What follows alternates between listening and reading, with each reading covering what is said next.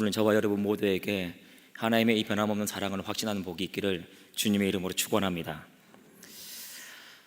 코로나19 때문에 누구 한 사람 힘들지 않는 사람이 없을 정도로 모두가 다 너무나도 힘든 현실을 우리가 살고 있습니다. 근데 이렇게 힘들고 어려운 현실 속에서 우리의 마음을 더욱더 무겁게 짓누르는 것은 순간순간마다 불쑥하고 올라오는 하나님께 대한 섭섭한 마음과 그리고 실망감이죠. 하나님께 대한 의심과 신앙생활에 대한 회의죠. 이런 것들이 우리 마음에서 순간순간마다 불쑥하고 올라와 우리의 무겁고 힘든 마음을 더 무겁게 짓누릅니다. 사실 우리에게는 어렵고 힘든 현실보다 이런 것들이 더 큰 문제죠.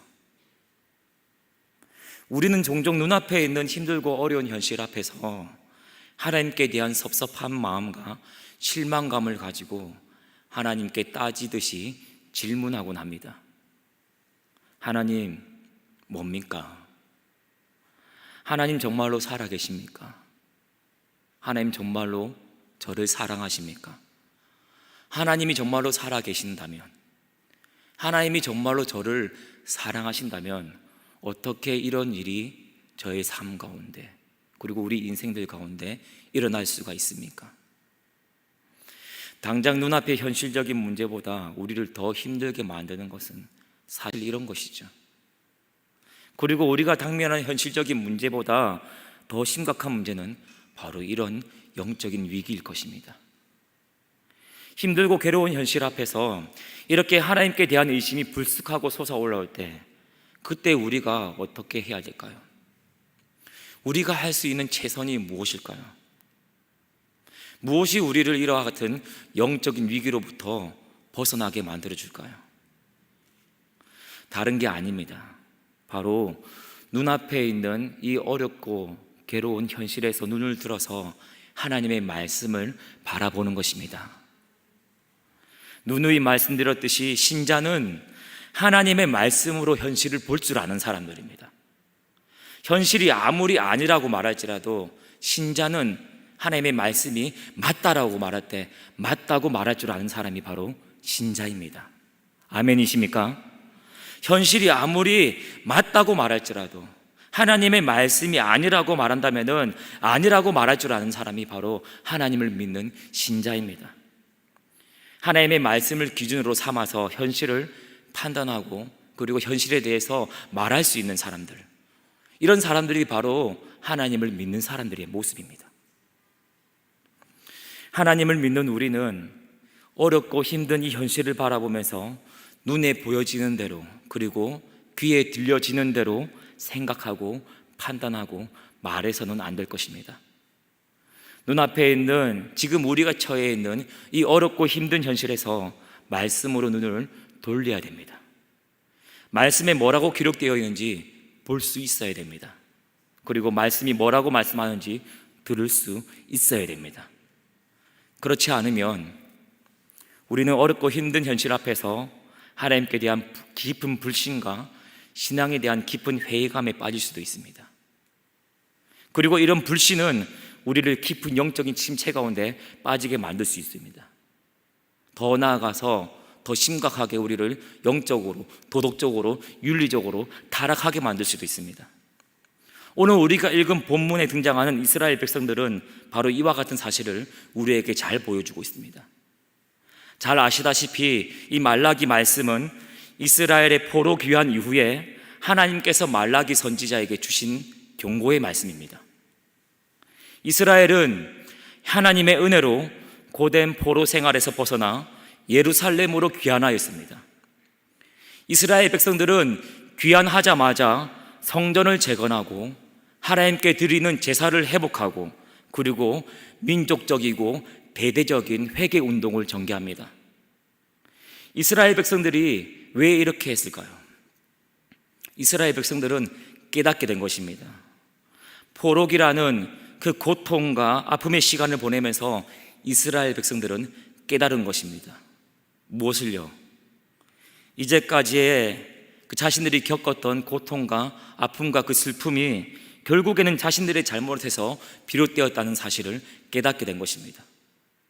자신들이 하나님께 불순종하고 하나님께 범죄하며 그리고 하나님께 불성실했던 이런 자신들의 잘못에서 이와 같은 고통과 슬픔과 아픔이 시작되었다는 사실을 깨닫게 된 것입니다.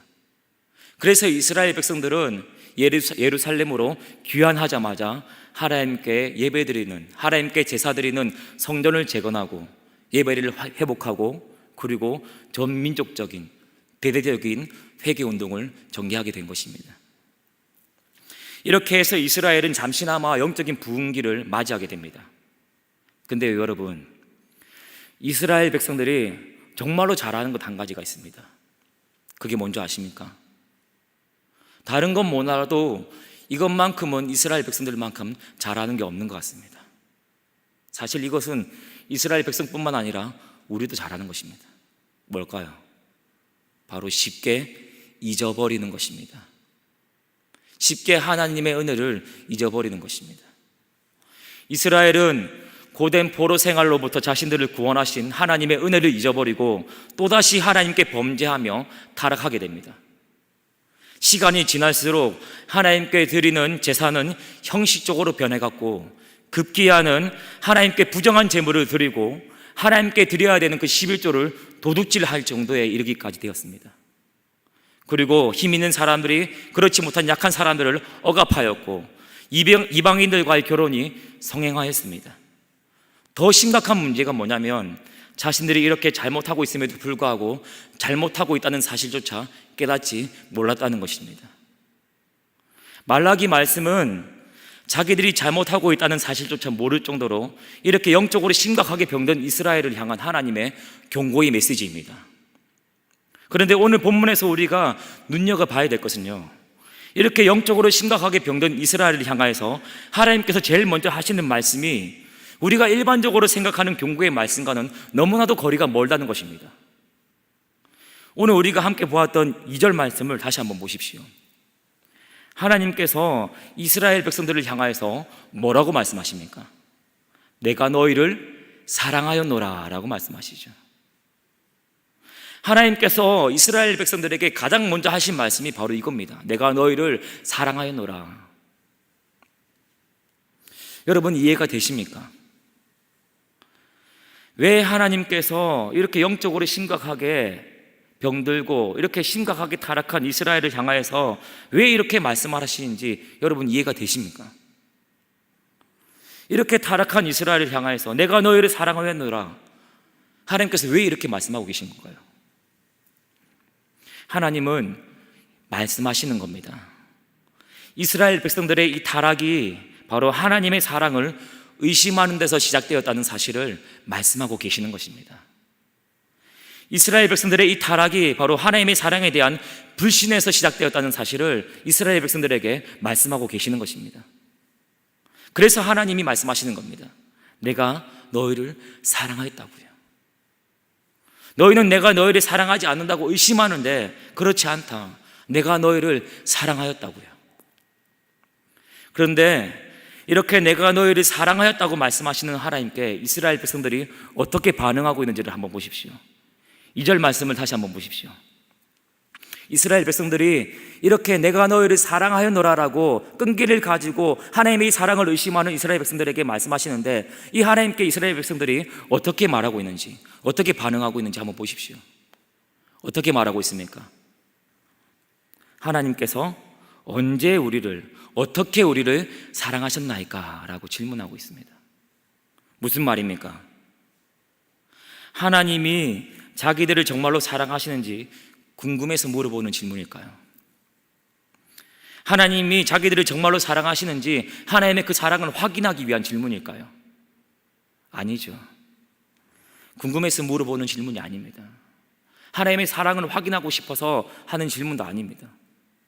지금 하나님께 따지고 있는 것이죠.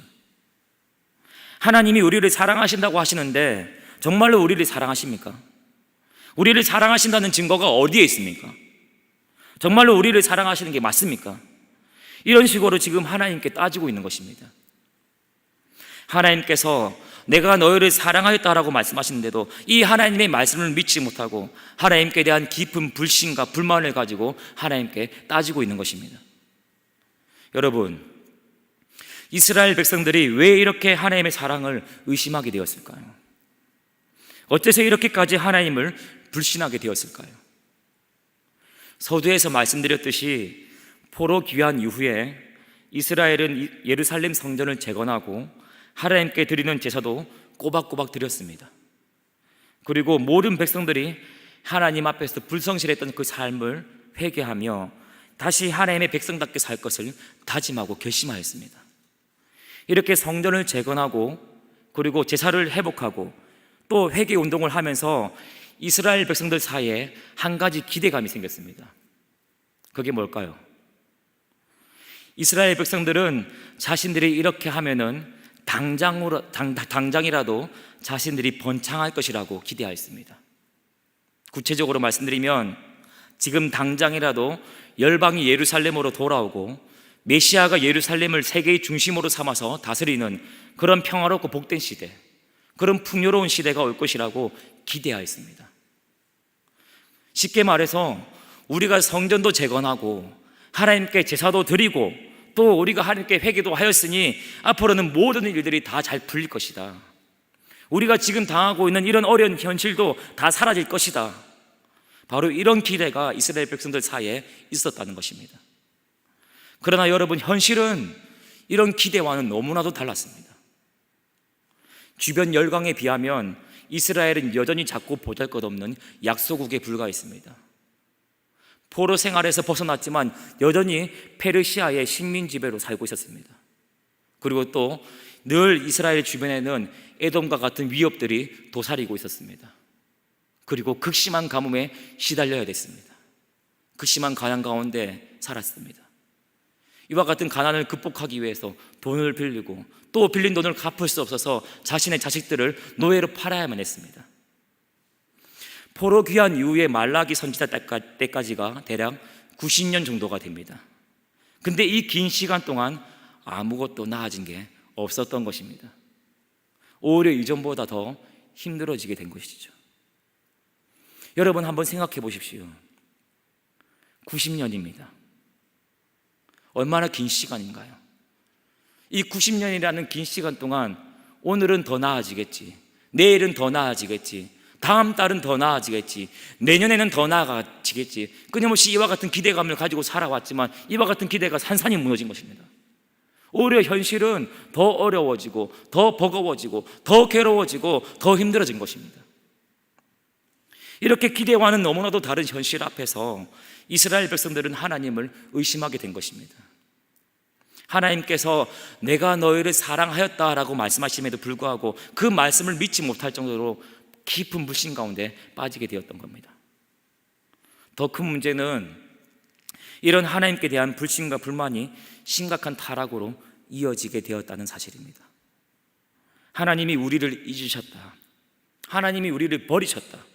하나님 더 이상 우리를 사랑하지 않으신다. 그렇다면 우리가 하나님을 열심히 섬길 필요가 무엇이 있나? 하나님을 열심히 섬겨도 아무런 일도 일어나지 않는다면 우리가 굳이 하나님을 이렇게까지 섬길 필요가 무엇이 있나? 그럴 필요가 없다 라면서 하나님께 부정한 제물을 드리고 하나님께 드릴 11조를 도둑질하고 그리고 약한 사람들을 억압하고 이방인들과 결혼하며 음행하고 우상 숭배하였던 것입니다. 그럼에도 불구하고 전혀 깨닫지 못할 정도로 영적으로 심각하게 병들게 되었던 것입니다. 말라기 3장 14절 말씀은 이런 이스라엘 백성들의 영적인 상태를 그대로 고발하고 있습니다. 우리 말라기서 3장 14절 말씀 같이 한번 읽어보겠습니다. 시작. 말하기를 하나님을 섬기는 것이 헛되니 만군의 여호와 앞에서 그 명령을 지키며 슬프게 행하는 것이 무엇이 유익하리요. 무슨 말인가요? 이게 지금 누가 하는 말입니까? 이스라엘 백성들이 하는 말입니다. 하나님을 섬기는 게 헛되다. 하나님의 명령을 지키는 것이 헛되다. 하나님의 명령 앞에 애통해하며 행하는 건 그게 전혀 우리에게 유익하지 않다. 이스라엘 백성들이 이렇게 말하고 다닌다는 겁니다. 근데 여러분, 오늘 말씀을 한번 잘 보십시오. 하나님의 사랑을 의심하는 이 이스라엘을 향하여서 하나님께서 뭐라고 말씀하시는지를 한번 주목해서 보십시오. 우리 2절 하반절 말씀에서 3절 상반절까지 말씀을 한번 보겠습니다. 뭐라고 말씀하고 있는지 한번 보세요.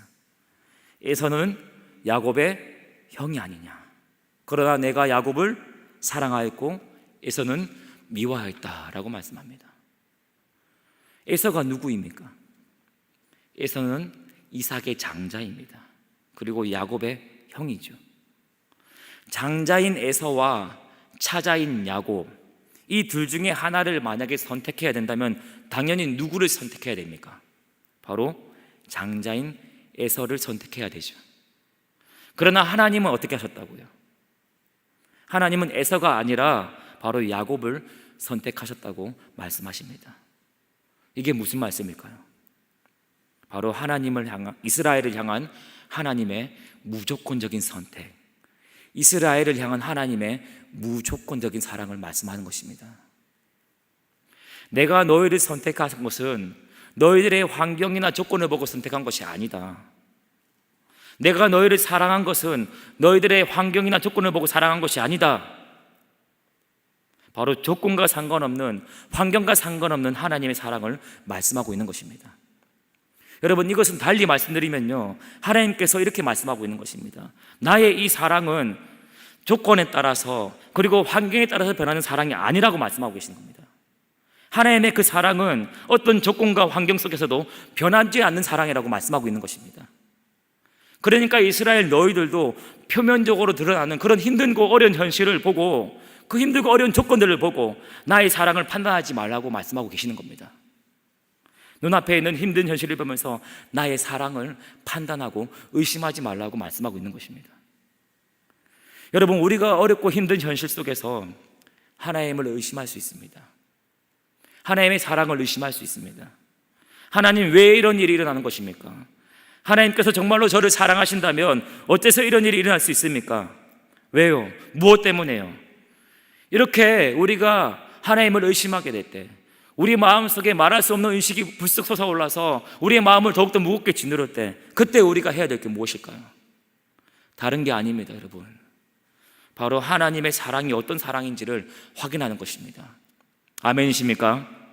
하나님의 말씀으로 눈을 돌리고 하나님의 말씀에 귀를 기울이며 우리를 향한 하나님의 그 사랑이 어떤 사랑인지를 확인하고 알아가는 것입니다. 우리를 향한 하나님의 사랑은 조건에 따라서, 환경에 따라서 변하는 그런 사랑이 아닙니다. 지금 내가 처한 현실이 비록 힘들고 내가 예상하지 못한 방향으로 흘러간다고 할지라도 하나님의 사랑이 변한 것이 아닙니다. 왜요? 우리 하나님의 우리를 향한 이 사랑은 무조건적인 사랑이기 때문입니다. 우리를 향한 하나님의 이 사랑은 조건과 상관없는 사랑이고 환경과 상관없는 사랑이기 때문입니다. 우리는 이런 하나님의 무조건적인 사랑을 십자가에 못 박히신 예수님을 통해서 더욱더 분명하게 알 수 있습니다. 하나님은 십자가에 달리신 그 예수님을 통해서 우리를 어떻게 사랑하시는지를 분명히 드러내셨습니다. 하나님의 사랑이 조건에 따라서 변하고 환경에 따라서 변하는 그런 시시한 사랑이 아니라는 사실을 분명히 드러내셨습니다. 우리 로마서 5장 6절에서 8절까지 말씀을 한번 보시겠습니다. 같이 한번 화면을 보시고 읽어보시겠습니다. 시작. 우리가 아직 연약할 때 기약대로 그리스도께서 경건하지 않는 자를 위하여 죽으셨도다. 의인을 위하여 죽는 자가 쉽지 않고 선인을 위하여 용감히 죽는 자가 혹 있거니와 우리가 아직 죄인 되었을 때 그리스도께서 우리를 위하여 죽으심으로 하나님께서 우리에 대한 자기의 사랑을 확증하셨느니라. 아멘. 예수님께서 언제 우리를 위해서 십자가에 못 박혀 죽으셨다고 말씀하고 있습니까? 하나님께서 언제 우리를 사랑하셨다고 말씀하고 있습니까? 우리가 연약할 때이죠. 우리가 경건하지 않을 때입니다. 우리가 죄인 되었을 때입니다. 심지어 에베소서 2장 3절 말씀은 우리가 이전에 진노의 자녀였다고 말씀하고 있습니다. 에베소서 2장 3절 말씀 같이 읽어봅니다. 시작.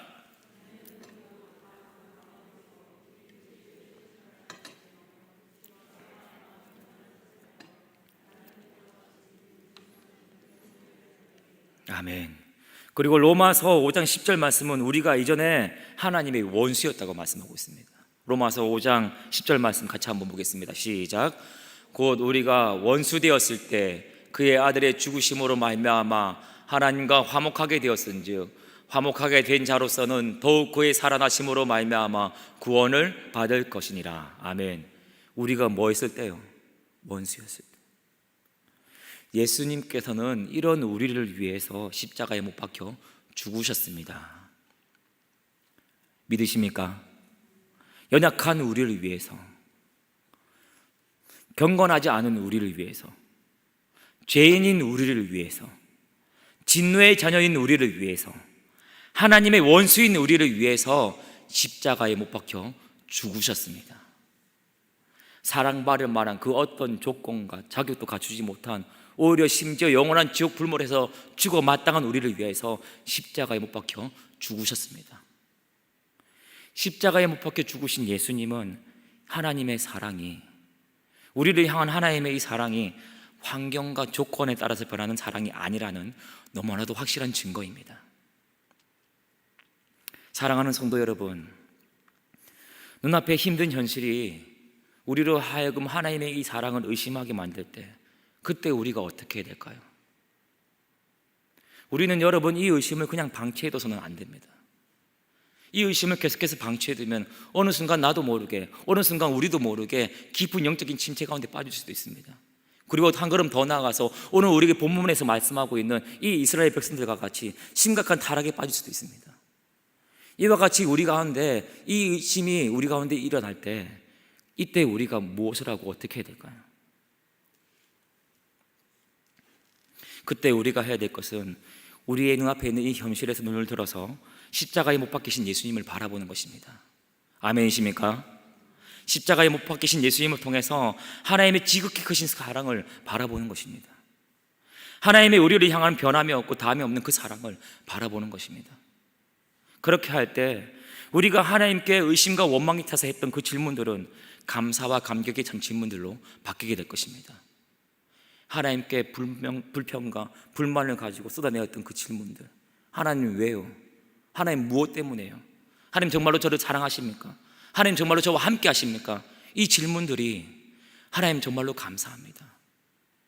끊임없이 하나님을 의심하고 끊임없이 하나님을 불신하고 끊임없이 하나님께 불순종하는 이런 저를 어떻게 이렇게 사랑하셨습니까?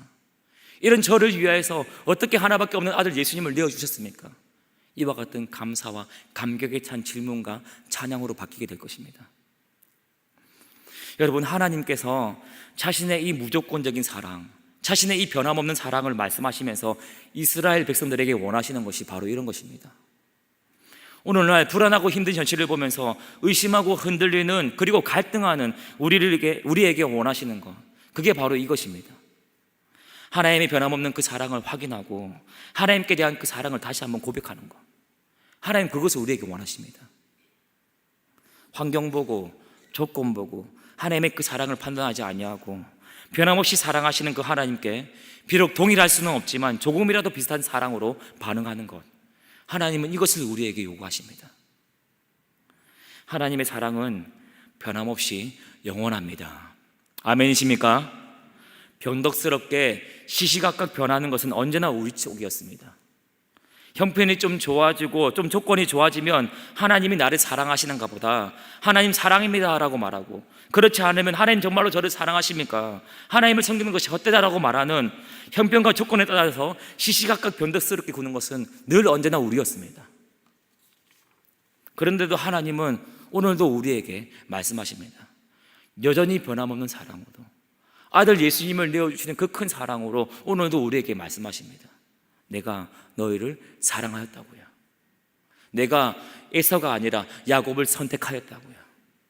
내가 너를 사랑하여서 하나밖에 없는 아들 예수를 십자가에 내어 주었다고요.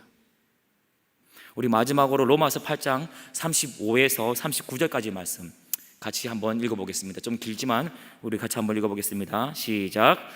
누가 우리를 그리스도의 사랑에서 끊으리요? 환난이나 공고나 박해나 기근이나 적신이나 위험이나 칼이랴. 기록된 바 우리가 종일 주를 위하여 죽임을 당하게 되며 도살당할 양같이 여김을 받았나이다 함과 같으니라. 그러나 이 모든 일에 우리를 사랑하시는 이로 말미암아 우리가 넉넉히 이기느니라.